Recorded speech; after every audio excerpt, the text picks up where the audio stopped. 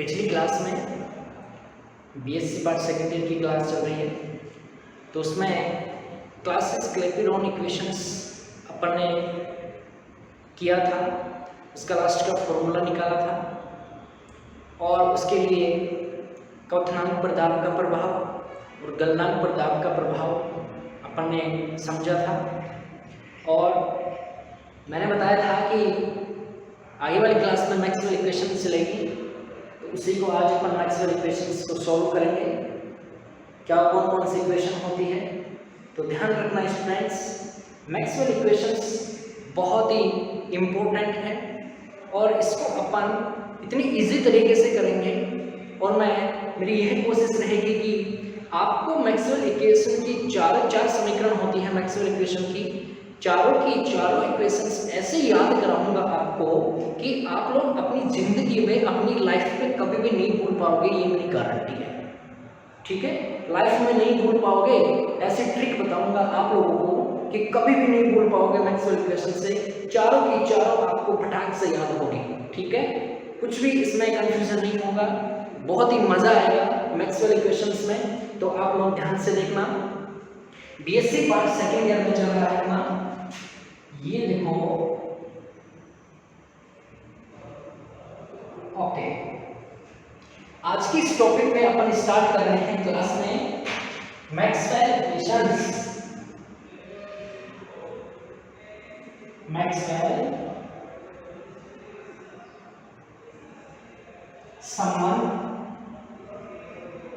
या मैक्सवेल समीकरण, कुछ भी जो भी लिखना चाहो, मैक्सवेल समीकरण। ठीक है, इसको आप लिख लो, मैक्सवेल इक्वेशंस इसको बोलते हैं।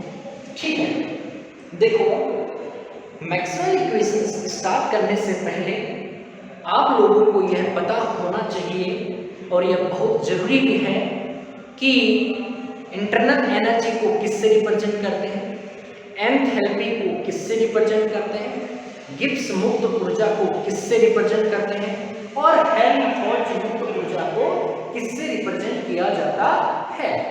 ओके, इसी को ध्यान में रखते हुए यह मैं आपको ध्यान रखना, ये तो आप लोग सभी जानते हैं कि टेम्परेचर को T से रिप्रेजेंट करते हैं। इससे देखो बता रहा हूँ, यहाँ पे बता रहा हूँ मैं, ताप को T से रिप्रेजेंट करते हैं, दाब को प्रेशर से P से रिप्रेजेंट करते हैं, एंट्रोपी को S से रिप्रेजेंट करते हैं। ठीक है, और आगे आता है अपना, ध्यान रखना कि आयतन को V से रिप्रेजेंट करते हैं, आयतन को वॉल्यूम V से रिप्रेजेंट करते हैं। इसी के अलावा आपको ध्यान में होना चाहिए कि आंतरिक ऊर्जा को किससे रिप्रेजेंट करते हैं, आंतरिक ऊर्जा को U से रिप्रेजेंट करते हैं। किससे रिप्रेजेंट करते हैं, आंतरिक ऊर्जा को U से रिप्रेजेंट करते हैं। एंथैल्पी को, किसको, एंथैल्पी को किससे रिप्रेजेंट करते हैं, एंथैल्पी को H से रिप्रेजेंट करते हैं, एंथैल्पी को H से रिप्रेजेंट करते हैं। गिब्स मुक्त ऊर्जा को गिब्स मुक्त ऊर्जा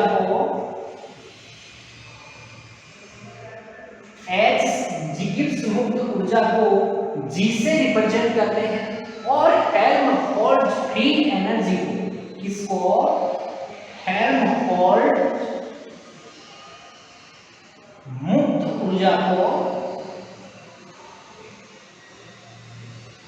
H से रिप्रेजेंट किया जाता है। ठीक है, हेल्महोल्ट्ज मुक्त ऊर्जा को H से रिप्रेजेंट करते हैं, गिब्स मुक्त ऊर्जा को G से रिप्रेजेंट करते हैं, एंथैल्पी को H से रिप्रेजेंट करते हैं और इंटरनल एनर्जी, आंतरिक ऊर्जा को U से रिप्रेजेंट किया जाता है। यह सभी ध्यान रखना, यह चारों की चारों यहाँ पे काम आएगी। इसका फॉर्मूला भी होता है, इसका फॉर्मूला भी होता है, एंथैल्पी का भी होता है और इंटरनल एनर्जी U की जगह अपन ये टोटली एनर्जी को रिप्रेजेंट करता है, जिसकी जगह अपन ये भी लिख सकते हैं, ऊर्जा को E से इंटरनल एनर्जी आंतरिक ऊर्जा को U से रिप्रेजेंट किया जाता है। ओके, यह तो आपको पता होना चाहिए और ध्यान रखना, हमेशा यही इसके होते हैं, तो इनको आपको ध्यान में रखना है। चलो अब अपन स्टार्ट करते हैं मैक्सवेल समीकरण, मैक्सवेल इक्वेशन। सबसे पहले मैं स्टार्ट कर रहा हूं मैक्सवेल की प्रथम समीकरण। क्या सबसे पहले जो स्टार्ट हो रही है वो है मैक्सवेल की प्रथम समीकरण। ओके, देखो मैक्सवेल की प्रथम समीकरण और मैक्सवेल की प्रथम, द्वितीय, तृतीय एवं चतुर्थ समीकरणों में क्या यूज होगा? ऊष्मागतिकी का प्रथम नियम का उपयोग होगा, उसका यूज होगा। ऊष्मागतिकी के प्रथम नियम का फॉर्मूला यहाँ पे काम में आएगा, वो आपको याद रखना है। मैंने बताया था क्लासेस क्लैपिरॉन इक्वेशंस में काम आया था और यहाँ पे भी वह काम आएगा। चलो इसको स्टार्ट करते हैं। मैक्सवेल के प्रथम समीकरण को व्युत्पन्न करने के लिए अपन सबसे पहले जो टॉपिक लेंगे, फॉर्मूला वो लेंगे कि फर्स्ट लॉ ऑफ थर्मोडायनेमिक्स। किससे? First law of thermodynamics. ठीक है, first law of thermodynamics is dq equals to होता है TdS इक्वल्स टू dq की जगह TdS होता है। ठीक है, अकॉर्डिंग टू सिचुएशन TdS लेते हैं और TdS की जगह dq भी अपन यूज में लेते हैं। तो dq equals to TdS equals to होता है du प्लस का क्या होता है? PdV होता है। यह फर्स्ट लॉ ऑफ थर्मोडायनेमिक्स से लिखा है कि dq equals to TdS equal to होता है du प्लस का PdV होता है। इस इक्वेशन में अपने को इंटरनल एनर्जी U को बाहर ले लेंगे तो फाइनली क्या बचेगा कि du को बाहर ले लेंगे इसमें से, तो अपने पास क्या बचेगा? ये TdS as it is, PdV इधर चला जाएगा तो माइनस का क्या हो जाएगा? PdV। तो ds इक्वल्स टू PdV यहां से इधर आ गया तो क्या बचा? माइनस का PdV। मैंने कहा इसको इक्वेशन नंबर फर्स्ट। ठीक है, मैक्सवेल की प्रथम समीकरण अपन ने कहां से स्टार्ट की है? ऊष्मागतिकी के प्रथम नियम से, उसके इक्वेशन से, उसके फॉर्मूले से की है। du को अपन ने बाहर की साइड लिया और PdV को TdS के पास में भेज दिया, तो du इक्वल्स टू हो जाएगा TdS माइनस का PdV हो जाएगा। इसके बाद में अपन क्या करते हैं कि यदि इसमें से S किसको रिप्रेजेंट करता है? एंट्रोपी को रिप्रेजेंट करता है और V वॉल्यूम को रिप्रेजेंट करता है, U इंटरनल एनर्जी को रिप्रेजेंट करता है। यदि इक्वेशन नंबर फर्स्ट में, सेकंड स्टेप क्या करनी है? इक्वेशन नंबर फर्स्ट में यदि S क्या हो? कांस्टेंट हो, S कांस्टेंट हो, नियत होगा, तो ds इक्वल्स टू क्या हो जाएगा स्टूडेंट्स? 0 हो जाएगा। जब S कांस्टेंट हो तो ds क्या हो जाएगा? 0 हो जाएगा। जब ds 0 हो जाएगा तो इक्वेशन नंबर फर्स्ट में ds इक्वल टू 0 पुट कर देते हैं, तो फाइनली क्या आता है? du इक्वल्स टू क्या आता है? माइनस का PdV शेष बचता है। इसको फिर इसको इस प्रकार से भी लिख सकते हैं कि du के नीचे dv भेज सकते हैं और इक्वल टू में क्या हो जाएगा? माइनस का p। तो इसको इस प्रकार से भी लिख सकते हैं कि du अपॉन क्या बचा? dv। और कांस्टेंट क्या है स्टूडेंट्स? कांस्टेंट क्या है? कांस्टेंट क्या है? s। तो कांस्टेंट राशि s को मैं यहाँ पे नीचे लगा देता हूँ और इक्वल टू में यहाँ पे क्या बचा? माइनस का p। इस इक्वेशन को मैंने कहा इक्वेशन नंबर 2। राइट, इजी है, समझ में आ गया होगा।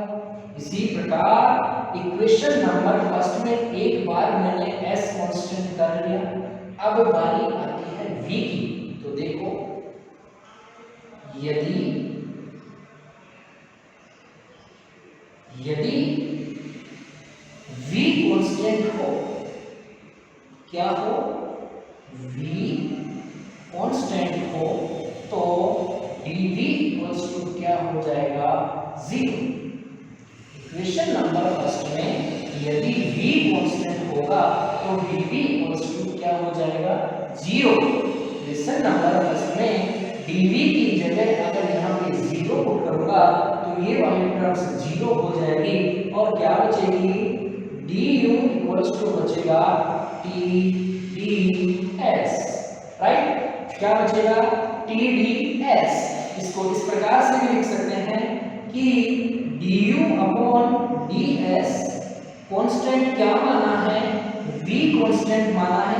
यहाँ पे ब्रैकेट के बाहर जो राशि होती है उसको कांस्टेंट राशि को लिखा जाता है, ठीक है, नियत राशि को लिखा जाता है। मैंने v कांस्टेंट माना है तो v इधर क्या बचा, t। इसको कहा मैंने इक्वेशन नंबर 3। ओके, यहाँ तक समझ में आ गया होगा। बहुत इजी है, ज्यादा हार्ड नहीं है। ऊष्मा फर्स्ट लॉ से अपन ने ऊष्मा गतिकी के फर्स्ट लॉ से स्टार्ट किया है, du की वैल्यू निकाली है। इस इक्वेशन में एक बार s नियत मानना है तो ds 0 हो जाएगा, v नियत मानेंगे तो dv 0 हो जाएगा और दोनों की वैल्यू इक्वेशन नंबर फर्स्ट में पुट कर देंगे। जो रिजल्ट आता है उसको लिख देते हैं। अब तीसरा काम, फर्स्ट काम पहला नियम लिखा, सेकंड काम कांस्टेंट माना, तीसरा काम क्या करना है इसमें, तीसरा काम अपन करना है इक्वेशन नंबर 2 का यथावत अवकलन करेंगे। ठीक है, स्टार्ट करते हैं। समीकरण 2 का यथावत अवकलन करने पर, अवकलन करने पर इसका अवकलन करेंगे। देखो, यथावत अवकलन करेंगे, डिफरेंशियल करेंगे तो देखना डेल्टा अपॉन डेल्टा एस के रेस्पेक्ट में इक्वल्स टू ये राशि एज इट इज लिख रहा हूं du upon delta v। Constant क्या है, s, बाहर कांस्टेंट क्या हो जाएगा, v कांस्टेंट बच जाएगा, इक्वल्स टू माइनस का चिन्ह as it is delta p equals to delta s। Constant क्या बचेगा, v कांस्टेंट आ जाएगा। इसको कहा मैंने इक्वेशन नंबर 4। ठीक है, इक्वेशन नंबर 2 का यथावत अवकलन कर दिया। इसी प्रकार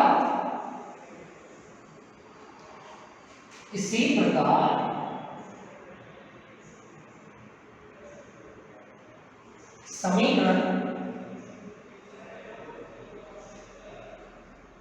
3 का अवकलन करने पर,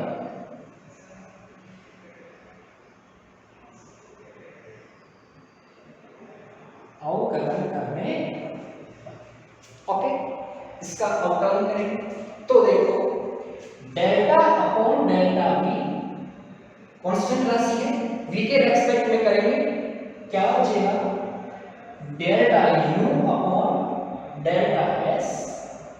कांस्टेंट क्या है, v, और बाहर कांस्टेंट क्या बचेगा, s कांस्टेंट रहेगा इसमें।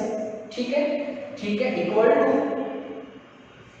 डेल्टा t ऊपर एज इट इज है यहाँ पे इक्वेशन नंबर 3 में, और डिफरेंशियल कर रहे हैं डेल्टा v का, बाहर कांस्टेंट क्या है, s कांस्टेंट है। इसको कहा मैं इक्वेशन नंबर 5।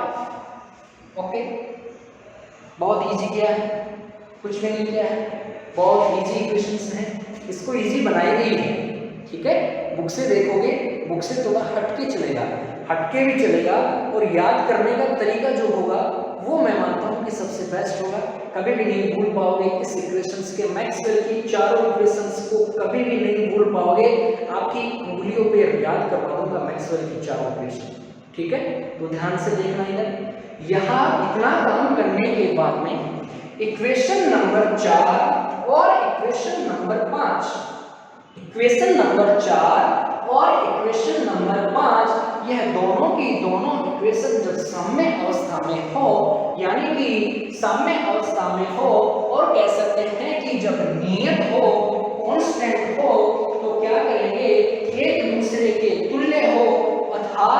तुल्य का मतलब बराबर हो और बराबर होंगी तो यह इक्वेशन साम्य अवस्था में होंगी।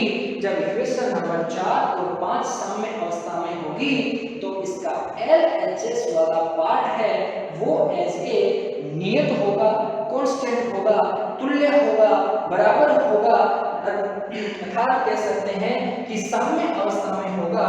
तो ये वाला पार्ट और ये वाला पार्ट दोनों बोथ आर कैंसिल हो जाएंगे और अपने पास जो फाइनली बचेगा वह बचेगा RHS पार्ट इक्वेशन नंबर 4 का और इक्वेशन नंबर 5 का, दोनों को RHS पार्ट बचेगा और RHS पार्ट होगा सबसे पहले होगा delta T upon delta V, क्या होगा कांस्टेंट में S इक्वल टू ये वाला पार्ट है माइनस का चिन्ह delta P upon delta S, right. ये कांस्टेंट क्या है, V कांस्टेंट है और यही इक्वेशन होगी मैक्सवेल की प्रथम इक्वेशन कहलाती है। यह कौन सी इक्वेशन कहलाती है, मैक्सवेल की प्रथम समीकरण कहलाती है। इसको आप नाम दे लीजिए कैपिटल से नाम दे लीजिए, ठीक है। इक्वेशन नंबर 1 मैक्सवेल की प्रथम इक्वेशन कहलाती है, ठीक है। आप बोलेंगे कि इनको याद कैसे करेंगे, ठीक है। देखो स्टूडेंट्स, ये कांस्टेंट राशि लिखना बहुत जरूरी है, ठीक है। कांस्टेंट लिखना बहुत जरूरी है तो इनको याद भी, कांस्टेंट भी आपको लिखना है, कांस्टेंट भी आप इजीली लिख दोगे, ठीक है। इसको याद करने का मैं फॉर्मूला बता रहा हूँ, इसकी ट्रिक बता रहा हूँ जो आप सभी के सभी घर में है भी वो चीज और सब लोग देखते भी हैं और एंजॉय भी करते हैं। देखो इसका याद करने की जो ट्रिक है इक्वेशन नंबर फर्स्ट की वो है स्टूडेंट्स, हंसना नहीं है भाई, ठीक है, हंसेगा कोई भी नहीं, ठीक है, सिर्फ आपको याद करना है। ओके, देखते हैं इक्वेशन नंबर 1 की याद करने का तरीका है, ट्रिक ये मेरे अकॉर्डिंग बनाई हुई है, आप अपने अकॉर्डिंग, आपको अगर मेरे से बनाई हुई ट्रिक से याद करने के तरीके से अगर आपको अच्छी लगती है तो आपके अकॉर्डिंग आप बना सकते हो, ठीक है, इसका कोई इश्यू नहीं है, जो आपको अच्छा लगे आपको याद रहना चाहिए, ठीक है। तो देखो इक्वेशन नंबर फर्स्ट को जो याद करने का तरीका है वो तरीका है टीवी, क्या, टीवी पास में लाओ, ठीक है, टीवी, ठीक है, टीवी पास में लाओ, ये याद करने की ट्रिक है इसकी। फर्स्ट इक्वेशन मैक्सवेल की टीवी पास में लाओ और क्या करना है, अब बारी आती है कांस्टेंट राशि कैसे लिखें, ठीक है। कांस्टेंट राशि में कंफ्यूजन होंगे, अरे अभी तो ये फर्स्ट इक्वेशन है, ठीक है, बाकी की 3 इक्वेशंस में भी कांस्टेंट राशि ऐसे बताऊंगा आप लोगों को कि आप इजीली लिख सकते हो कांस्टेंट राशि, ठीक है। ओके, देखो फर्स्ट इक्वेशन है टीवी पास में लाओ, याद करने का है टीवी पास में लाओ और बची हुई कांस्टेंट राशि ध्यान रखना, यहाँ पे क्या है dv, यहाँ पे क्या है ds, तो ध्यान रखना जहाँ पे dv के पास में s कांस्टेंट लगा देते हैं और s के पास में v कांस्टेंट लगा देते हैं। नीचे वाले देखना, यहाँ पे dv है, यहाँ पे ds है, dv के पास में यहाँ से s कांस्टेंट लगा देते हैं और ds के पास में dv कांस्टेंट यहाँ से v कांस्टेंट रख देते हैं। बाकी की तीनों समीकरण में भी अपन ऐसे ही कांस्टेंट राशि लिखेंगे, ऐसे ही कांस्टेंट राशि लिखना है और ऐसे ही आएगी, अलग आएगी कांस्टेंट राशि सेम नहीं आएगी, लेकिन अपने को यहाँ से ऐसे ही लिखना है dv ds, v के पास में यहाँ से s कांस्टेंट लगाया और s के पास में यहाँ से v कांस्टेंट लगाया, यह इक्वेशन है अपनी मैक्सवेल की प्रथम समीकरण कही जाती है।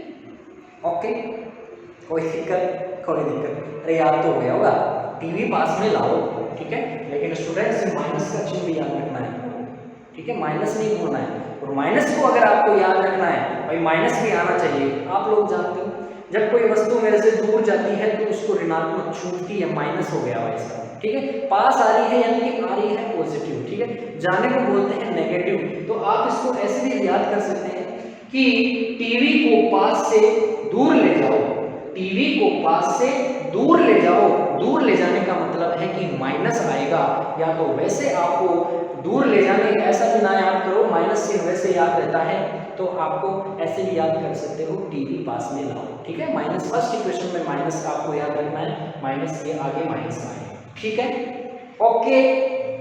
अब इसके बाद में आती है मैक्सवेल की सेकंड इक्वेशन, ठीक है, मैक्सवेल की सेकंड इक्वेशन। और मैक्सवेल की सेकंड इक्वेशन अपन निकालेंगे, किससे निकालेंगे, अपन निकालेंगे हेल्महोल्ट्ज मुक्त ऊर्जा से। हेल्महोल्ट्ज मुक्त ऊर्जा के फॉर्मूले से अपन मैक्सवेल की सेकंड इक्वेशन को व्युत्पन्न करेंगे, उनका फॉर्मूला निकालेंगे, ठीक है। चलो फर्स्ट इक्वेशन है, सेकंड इक्वेशन यहां पे निकाल रहे हैं अपन द्वितीय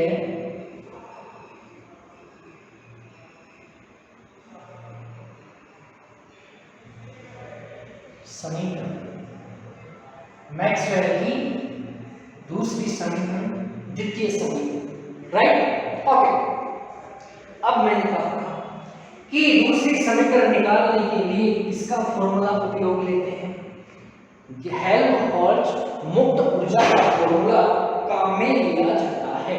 आपको पता होना चाहिए, हेल्महोल्ट्ज मुक्त ऊर्जा का फॉर्मूला होता है F equals to U minus का TV होता है, TS होता है, ध्यान रखना। द्वितीय समीकरण में ले रहा हूं Helmholtz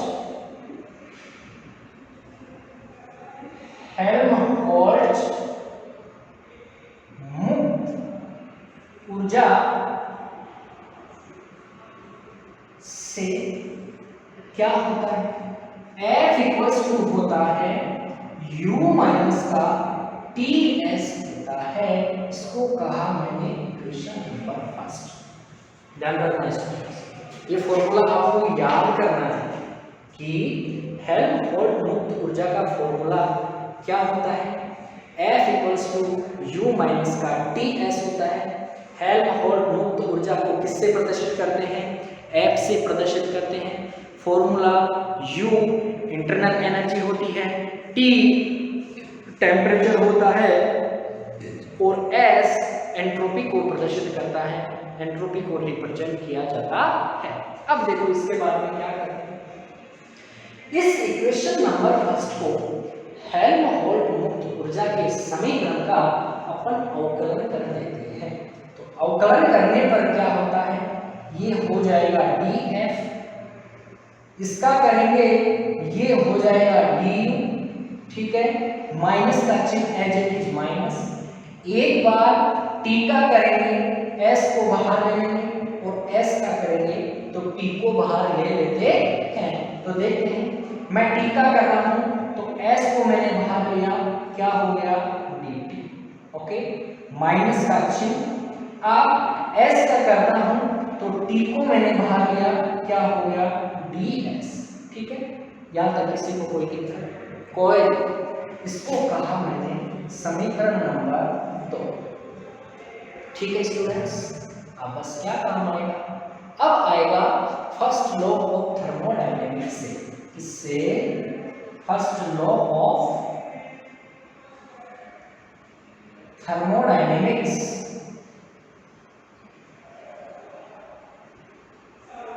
first law of thermodynamics है dq equals to TdS equal to होता है du प्लस का PdV होता है, ये होता है TdS equals to du plus का PdV। इस इक्वेशन से देखो आप लोग समीकरण नंबर 2 में जाओ, 2 में क्या मेरे पास यहाँ पे du आ रहा है, यहाँ पे भी du आ रहा है और इसमें माइनस का TdS आ रहा है, यहाँ पे प्लस का TdS आ रहा है। तो इस du माइनस के TdS मेरे को बनाना है, इस इक्वेशन से बनाना है, तो क्या बना सकता हूँ, क्या बना सकते हैं, कैसे, इस du प्लस PdV है, इस PdV को मैं इधर ट्रांसफर कर दूंगा और इस TdS का इधर ट्रांसफर कर दूंगा, तो क्या हमारे पास du माइनस का TdS आ जाएगा, क्या आ जाएगा, ठीक है। देखते हैं du मैं इस pdv को इधर ट्रांसफर कर रहा हूं, प्लस का है तो किसका हो जाएगा, माइनस का, क्या बन जाएगा, माइनस का pdv इक्वल टू ये du as it is plus का है, ठीक है, tds प्लस का है, उधर जाएगा तो किसका हो जाएगा, माइनस का, और क्या लिख देंगे, tds, राइट। क्या ये दोनों की दोनों टर्म्स इक्वेशन नंबर 2 में बन रही है क्या, एक ये बन रही है एक ये बन रही है, ठीक है। इसकी दोनों की जगह मैं क्या लिख सकता हूँ, माइनस का pdv लिख सकते हैं, तो लिख रहा हूँ, तो dfi इक्वल टू आएगा माइनस का pdv मैंने लिखा यहाँ से लिख रहा हूँ, ठीक है, माइनस का pdv इन दोनों की जगह रख दिया, बचेगा क्या, माइनस का s dt, इसको मैंने कहा इक्वेशन नंबर 3। ओके, समझ में आया यहाँ तक, कोई दिक्कत नहीं। ओके, अब अपन वही काम करेंगे जो इक्वेशन नंबर 1 में करेंगे, ठीक है। इस इक्वेशन के आगे अपन ने यहाँ पे क्या था, इक्वेशन नंबर 1 का एक बार s को कांस्टेंट माना था, v को कांस्टेंट माना था, इसी में भी इक्वेशन नंबर 3 के बाद में वही करेंगे, एक बार v को कांस्टेंट मानूंगा और एक बार t को कांस्टेंट मानूंगा, और जो इक्वेशंस आती हैं उसको लिख दूंगा, ठीक है। तो ध्यान रखना, इक्वेशन नंबर 3 में यदि v नियत हो, v कांस्टेंट हो, तो dv क्या हो जाएगा, 0 हो जाएगा। v कांस्टेंट होगा तो dv क्या हो जाएगा, 0 हो जाएगा, और जब dv 0 हो जाएगा तो सिर्फ क्या बचेगा, माइनस का s dt बचेगा, ठीक है, माइनस का s dt बचेगा, तो df इक्वल्स टू बचेगा माइनस का s dt बचेगा, ठीक है।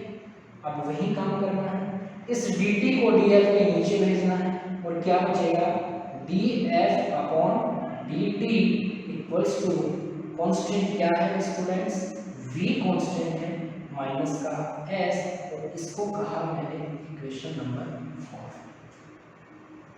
ओके, नेक्स्ट काम क्या करना है, v को कांस्टेंट मान लिया, अब किसकी बारी है, t की बारी है, तो t की बारी है तो t को भी करते हैं, इसको मैं मिटा देता हूँ स्टूडेंट्स, ठीक है, ये आपको याद रखना है, ठीक है, अरे ये तो आपके बहुत से याद हो जाएंगे, चक्कर पड़ता है तो आप लोगों को इसमें पड़ता है, ठीक है, आंतरिक ऊर्जा को U से, एंथैल्पी को H से, गिब्स मुक्त ऊर्जा को G से, और हेल्महोल्ट्ज फ्री एनर्जी को F से विभाजित किया जाता है, ठीक है।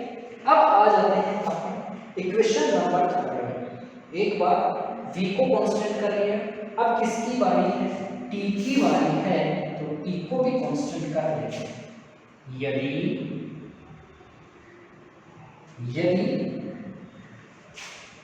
t कांस्टेंट हो,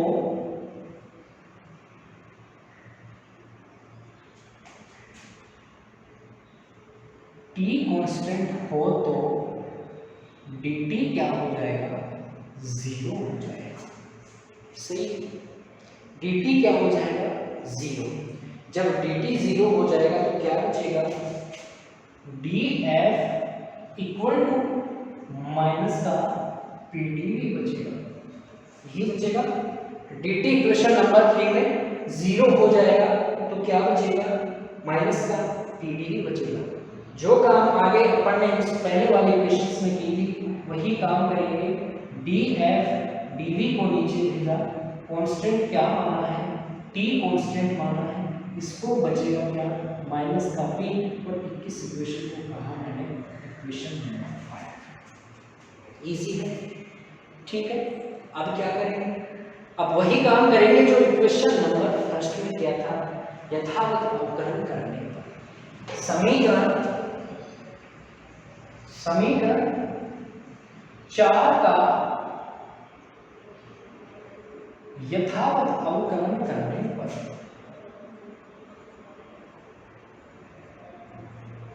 यथावत अवकलन करने, ठीक है, अवकलन करते हैं तो देखो डेल्टा v के रेस्पेक्ट में अपन करेंगे, इसका करेंगे, क्योंकि टी तो यहाँ पे फिर कांस्टेंट हो जाएगा, तो डेल्टा v इक्वल्स टू अंदर बचेगा delta f upon delta t। Constant क्या है v और बाहर कांस्टेंट क्या आ जाएगा t आ जाएगा, राइट। इसी प्रकार यहां से इसका पार्ट क्या करेंगे माइनस एज इट इज इसका कर रहे हैं v के रेस्पेक्ट में delta upon delta v, constant क्या आएगा t बाहर कांस्टेंट आ जाएगा। इसको कहा मैंने इक्वेशन नंबर 6, ठीक है, हो गया इसका लिखा।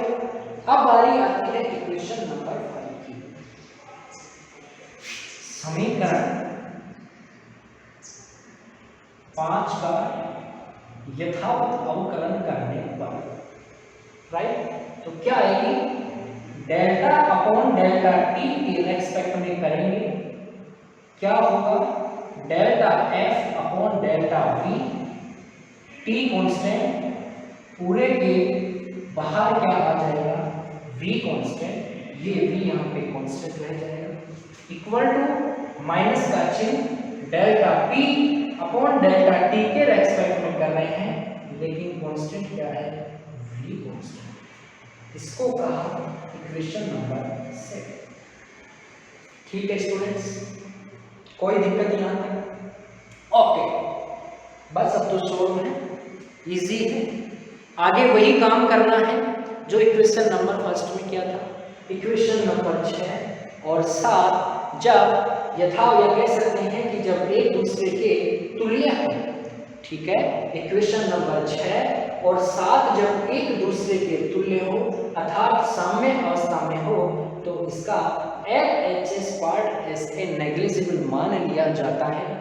LHS पार्ट इसका नगण्य मान ले तो बचेगा क्या RHS पार्ट, और RHS पार्ट होगा माइनस का delta S upon delta V, constant क्या है T, इक्वल टू माइनस का delta P upon delta T और कांस्टेंट क्या है V। ये दोनों पार्ट बच जाते हैं, यही मैंने लिखा है। माइनस का चिन्ह इधर भी है, माइनस का चिन्ह इधर भी है, कैंसिल हो जाएगा, फाइनली आएगा delta S upon delta V, बाहर क्या है T constant, equal to delta P upon क्या आएगा डेल्टा T, बाहर कांस्टेंट क्या है V, और यही इक्वेशन होगी मैक्सवेल की सेकंड इक्वेशन कही जाती है, कहलाती है। अब बताओ, एक चीज मैंने यहाँ पे बताई थी कि यहाँ पे V है और यहाँ पे S है, तो V के पास में S कांस्टेंट आ गया और S के पास में V आ गया। इसी प्रकार यहाँ पे V है और यहाँ पे T है, ठीक है, यहाँ पे V है और यहाँ पे T है, तो V के पास में T कांस्टेंट आ गया और T के पास में क्या आ गया V कांस्टेंट आ गया।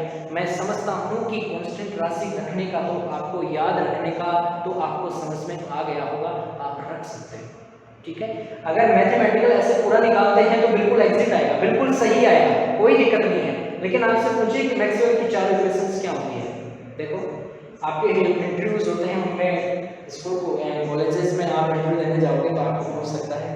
बीटेक एमटेक जो कॉलेजेस इंजीनियरिंग कॉलेज होती हैं उनमें आपने अगर एमएससी नेट है, आपकी जेआरएफ है, तो आप उसमें इजीली टीचिंग करवा सकते हो।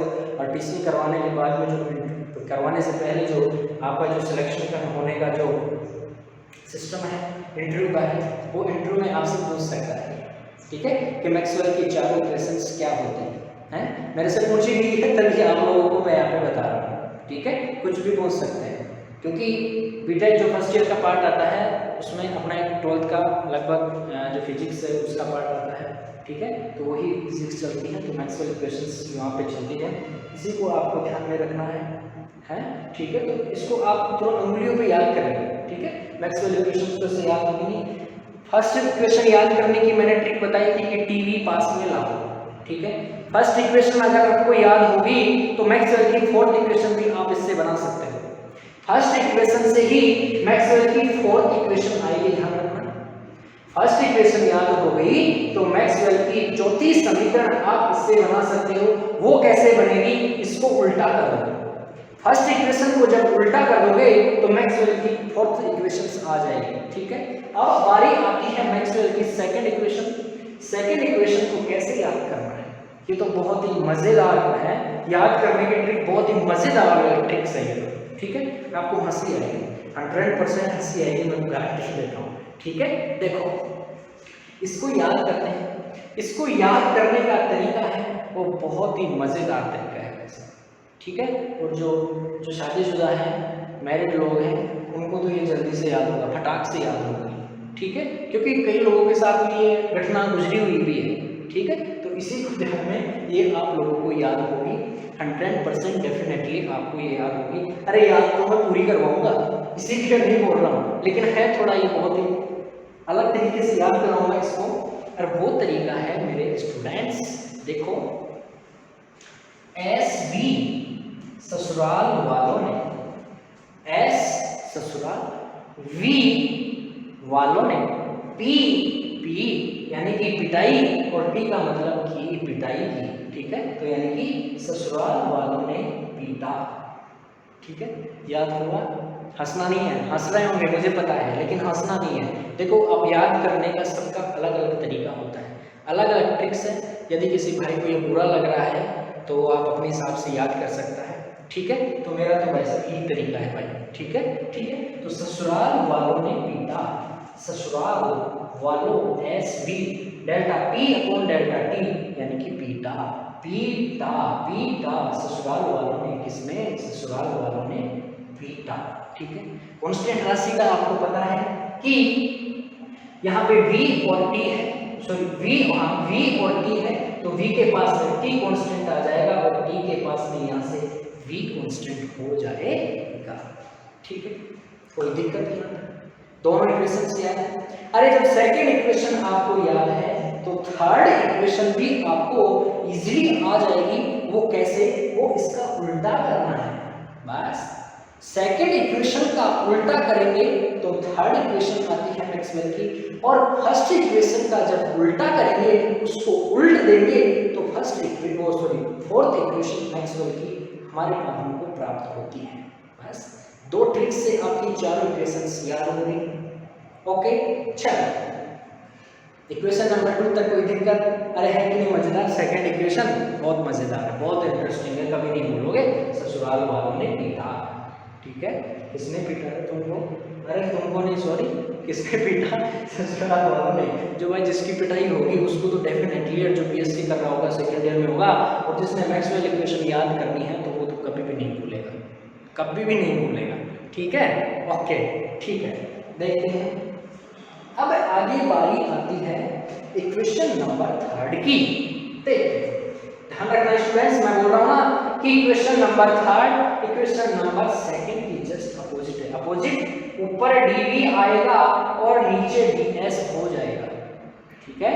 ऊपर dv आएगा, नीचे ds हो जाएगा, और इक्वल टू में डेल्टा t ऊपर चला जाएगा और डेल्टा p नीचे आ जाएगा इक्वेशन नंबर 3 में, ठीक है। कांस्टेंट राशि तो फिर आप लोग जैसे नीचे जो राशि आती है उसके अकॉर्डिंग आप पुट कर दोगे। यहाँ पे p आएगा तो यहाँ पे p कांस्टेंट हो जाएगा, इधर s आएगा तो यहाँ पे p कांस्टेंट हो जाएगा। देखते हैं आगे, देखते हैं, चलते हैं, ठीक है। यहाँ पे मिटा देता हूँ इसको, तृतीय समीकरण है, ठीक है। मैक्सवेल की तीसरी समीकरण है, देखो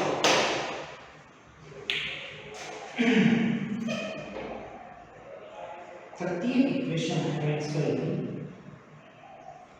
समीकरण नंबर 3, और समीकरण नंबर 3 को अपन निकालेंगे स्टूडेंट्स एंथैल्पी से। किससे? एंथैल्पी के फॉर्मूले से। और एंथैल्पी को किससे रिप्रेजेंट करते हैं? आपको पता है कि एंथैल्पी को H से प्रदर्शित किया जाता है, जो कि मैंने यहाँ पे लिखा था, ठीक है। इक्वेशन नंबर 3 में एंथैल्पी के फॉर्मूले से अपन इसकी मैक्सवेल की 3rd इक्वेशन निकालेंगे, और एंथैल्पी की परिभाषा के अनुसार, ठीक है, या आप कह सकते हो कि एंथैल्पी के अनुसार, एंथैल्पी के अनुसार एंथैल्पी के अनुसार क्या है, एंथैल्पी को किससे रिप्रेजेंट करते हैं, H से रिप्रेजेंट करते हैं। और एंथैल्पी का फॉर्मूला क्या होता है, फॉर्मूला होता है U प्लस का PV फॉर्मूला, यही होता है एंथैल्पी का। अरे यही होता है ना, एंथैल्पी को किससे रिप्रेजेंट करते हैं, H से रिप्रेजेंट करते हैं।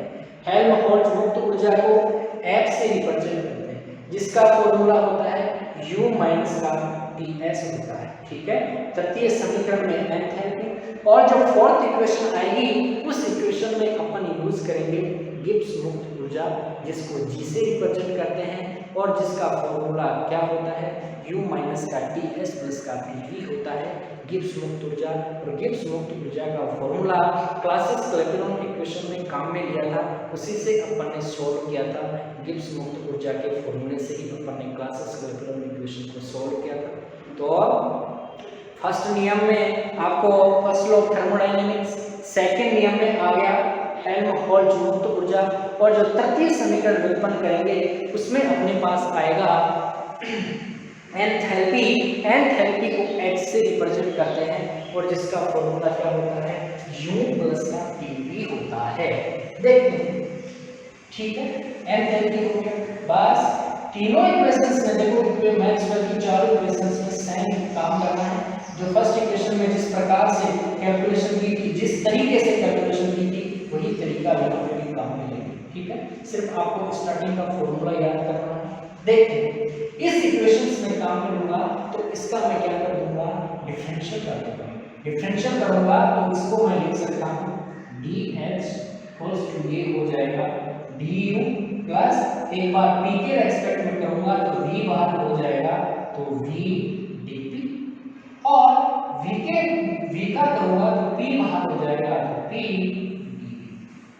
ये हो गया, इसको कहा मैंने इक्वेशन नंबर फर्स्ट। इसको आप देना चाहो तो दे सकते हो, नहीं तो कोई जरूरत नहीं है, आप अपनी सुविधा के अनुसार इक्वेशन नंबर 2 रख सकते हैं।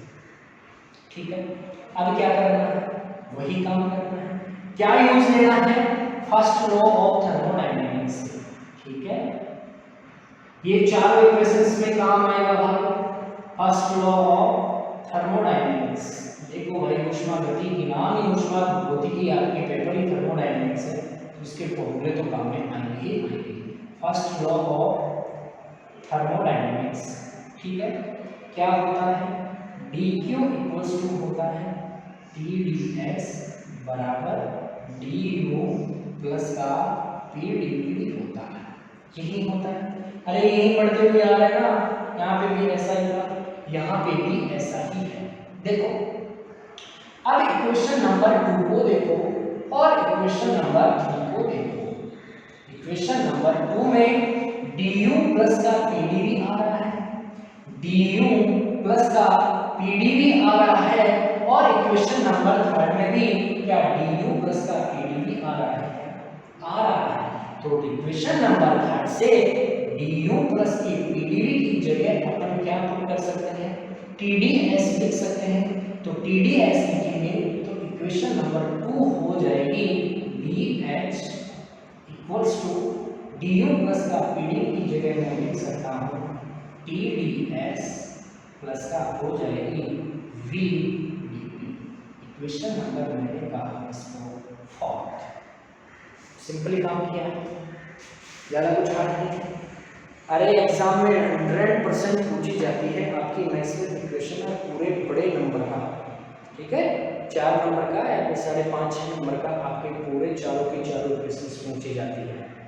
ठीक है, इसके साथ में अनुप्रयोग भी आते हैं, वो भी अपन करेंगे। ठीक है, तो देखो बहुत ईजी है। इतना करने के बाद में अपन क्या करते हैं, वही करते हैं जो बाकी की दोनों इक्वेशंस में अपन ने किया था। अरे कांस्टेंट मान लेंगे अब एक एक राशि को। ठीक है, एक एक राशि को कांस्टेंट माना जाता है। तो इक्वेशन नंबर 4 में एक बार s को कांस्टेंट मानेंगे तो ds 0 हो जाएगा यदि s कांस्टेंट हो, s कांस्टेंट हो तो ds क्या हो जाएगा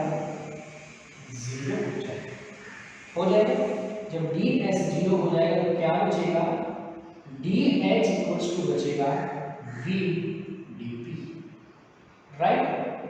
वही करना है, dp को मैं इसके नीचे भेज देता हूँ, डी एच के अपॉन dp कांस्टेंट राशि मैंने क्या मानी है, s मानी है, इक्वल टू क्या बचेगा, v बच जाएगा, ठीक है। डी एच के नीचे dp भेजा, कांस्टेंट s मानी है, बचेगा क्या, v। इसको कहा मैंने इक्वेशन नंबर 5, राइट। ओके, अब आती है क्या माना है, S को मान लिया, P की बारी आती है। यदि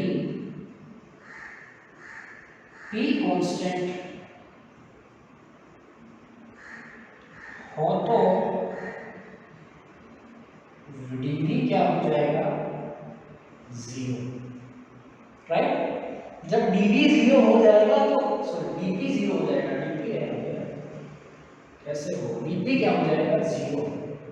जब dP 0 हो जाएगा तो क्या बचेगा, dH इक्वल्स टू TdS बचेगा, राइट।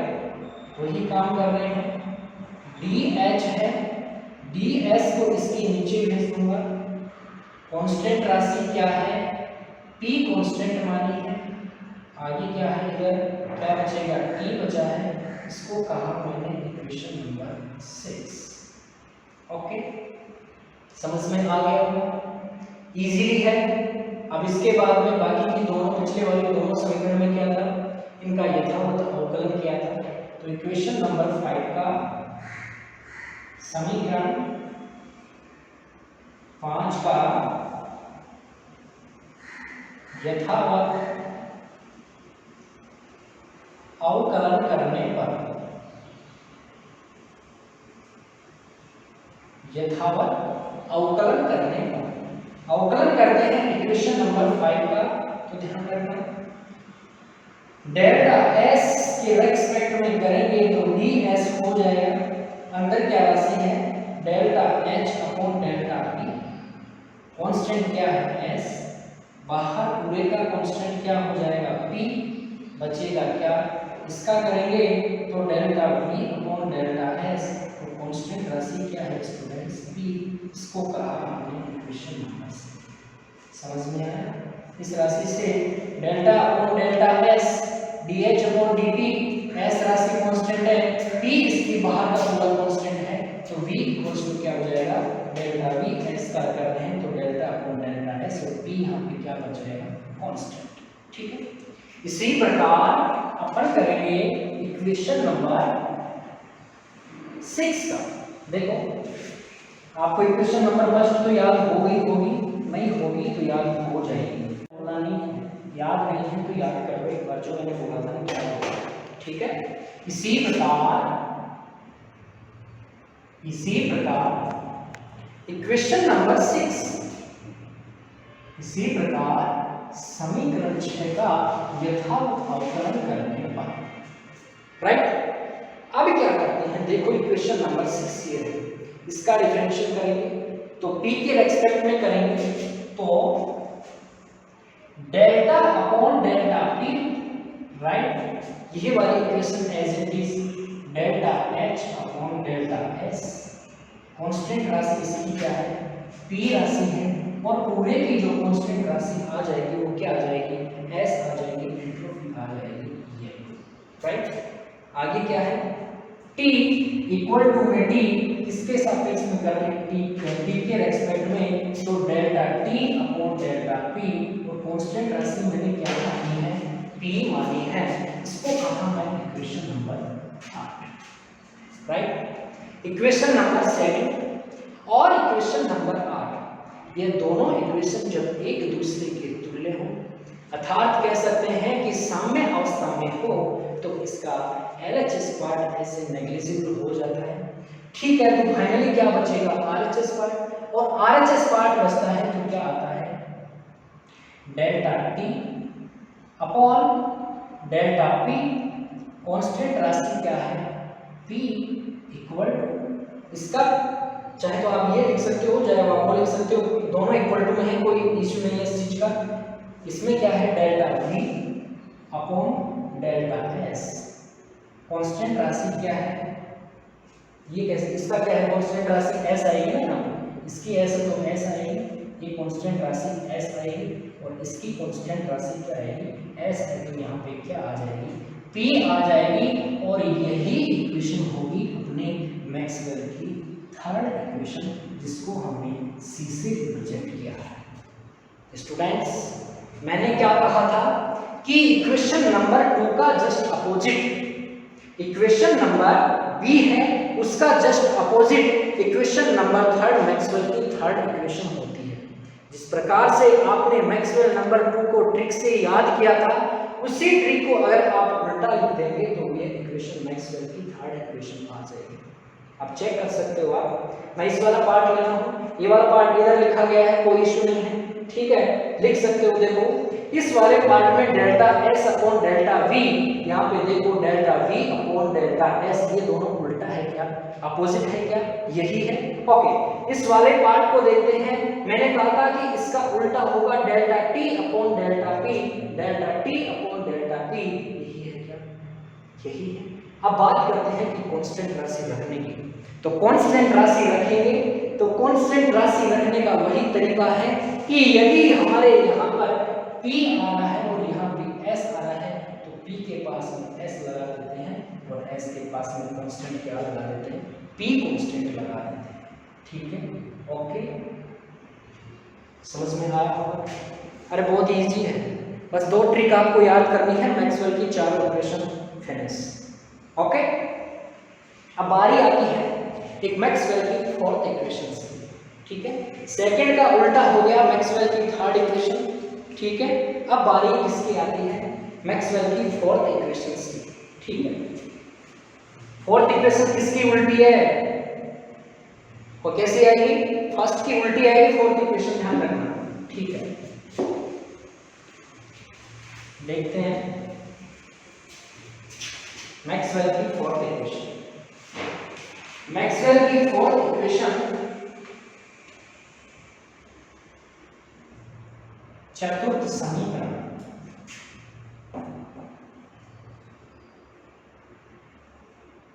चतुर्थ समीकरण। मैंने बोला था कि मैक्सवेल की फोर्थ इक्वेशन निकालने के लिए हमको गिब्स मुक्त ऊर्जा का फॉर्मूला याद होना जरूरी है। और गिब्स मुक्त ऊर्जा का फॉर्मूला मैंने बताया था क्लासेस क्लैपेरॉन इक्वेशंस में काम आया था, और वो फॉर्मूला था कि गिब्स मुक्त ऊर्जा को रिप्रेजेंट करते हैं किससे, जी से रिप्रेजेंट करते हैं। तो Gibbs free energy is G equals to होती है U माइनस का TS प्लस का TV होती है, राइट। ये फॉर्मूला याद रखना है, फिक्स होते हैं इसके फॉर्मूले, यही फॉर्मूला आता है, सिर्फ यहाँ पे चेंजेस हो सकते हैं। तो यहाँ पे U इंटरनल एनर्जी को रिप्रेजेंट करता है, ध्यान रखना। इस इंटरनल एनर्जी की U की जगह अपन EB एनर्जी के रूप में लिख सकते हैं, U की जगह EB लिखा जाता है अकॉर्डिंग टू सिचुएशन, ठीक है, स्थिति के अनुसार यह लिखा जाता है।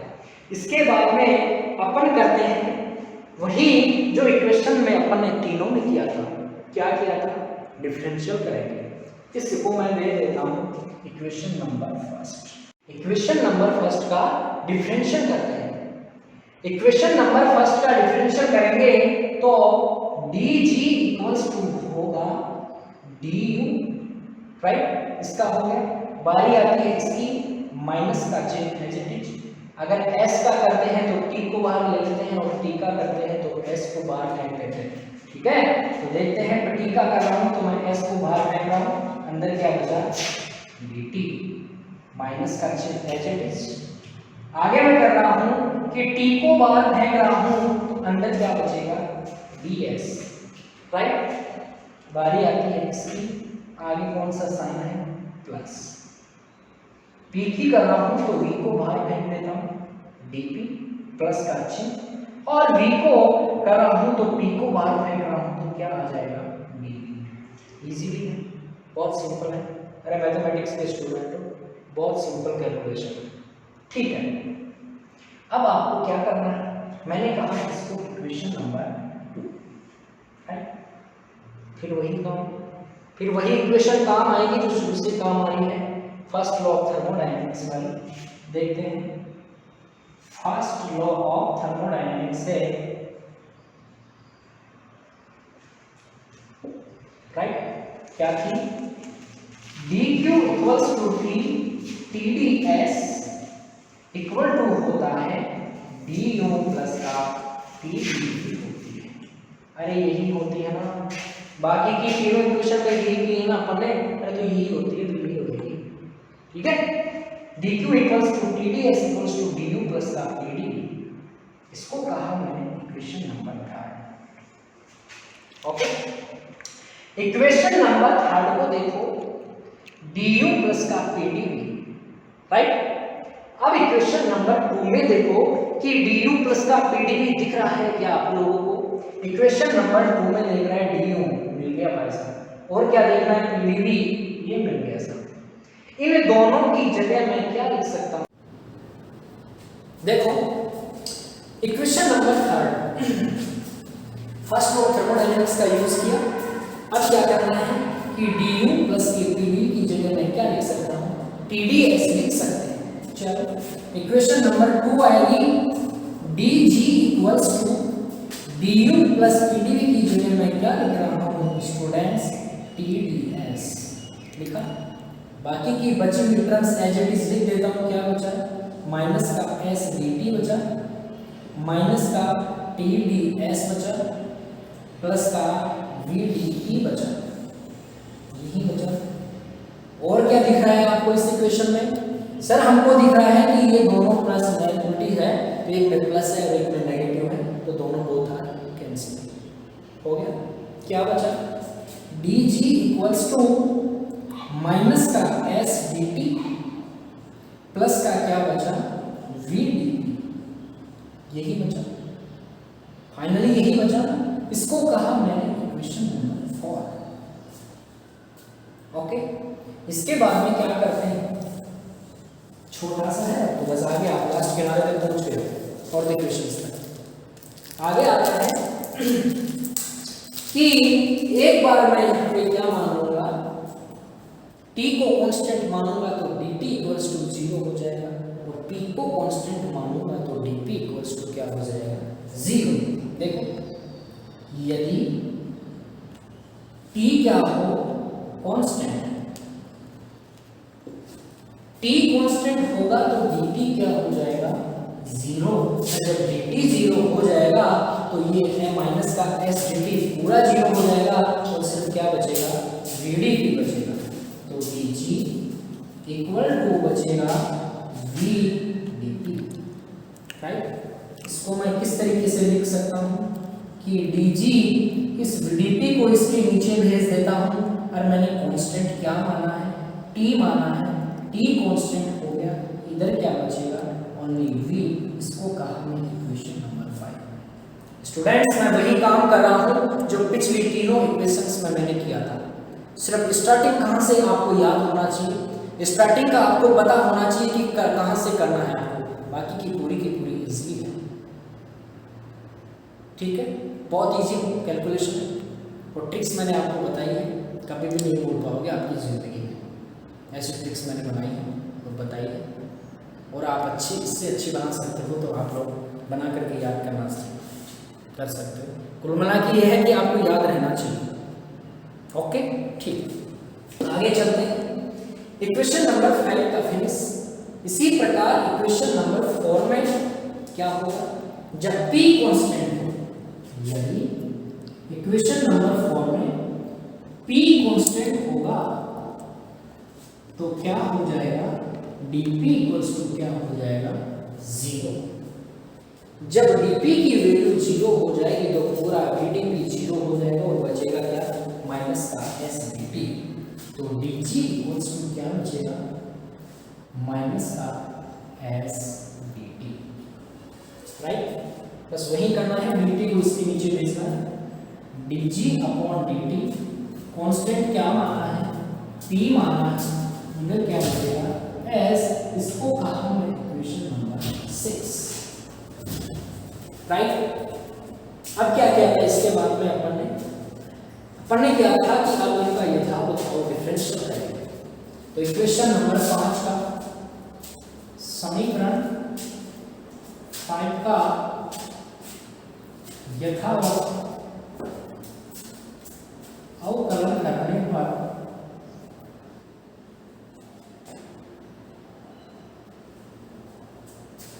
यथावत अवकलन करेंगे तो इक्वेशन नंबर 5 पे हमने यहाँ पे देखना t है, तो t का रेस्पेक्ट में करेंगे डेल्टा अपॉन डेल्टा t, यहाँ पे delta g upon delta p as it is. Constant राशि क्या है t, बाहर क्या हो जाएगा कांस्टेंट p हो जाएगा, राइट। इक्वल टू में क्या करना है डेल्टा v अपॉन क्या हो जाएगा डेल्टा t, कांस्टेंट क्या मानना है p मानना है, इसको कहा इक्वेशन नंबर 6। ओके कर सकते हो। बस लास्ट की फाइनली और करना है कि यदि इक्वेशन नंबर 6 का करेंगे, ठीक है, इसी प्रकार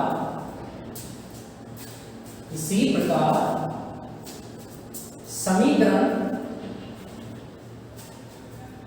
6 का यथावत अवकलन करते हैं। देखते हैं डेल्टा अपॉन डेल्टा p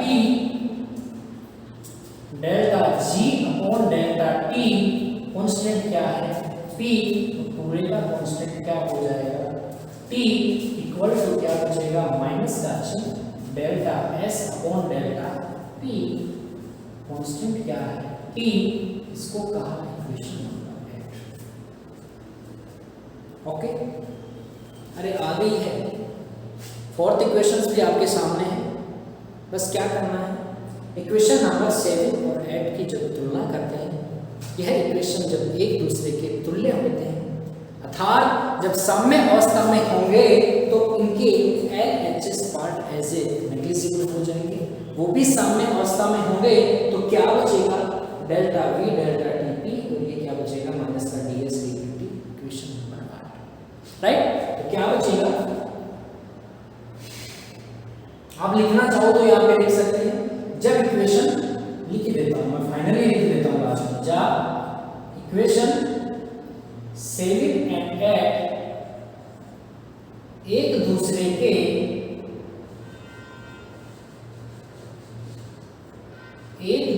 के तुल्य हो अर्थात साम्य अवस्था में हो तो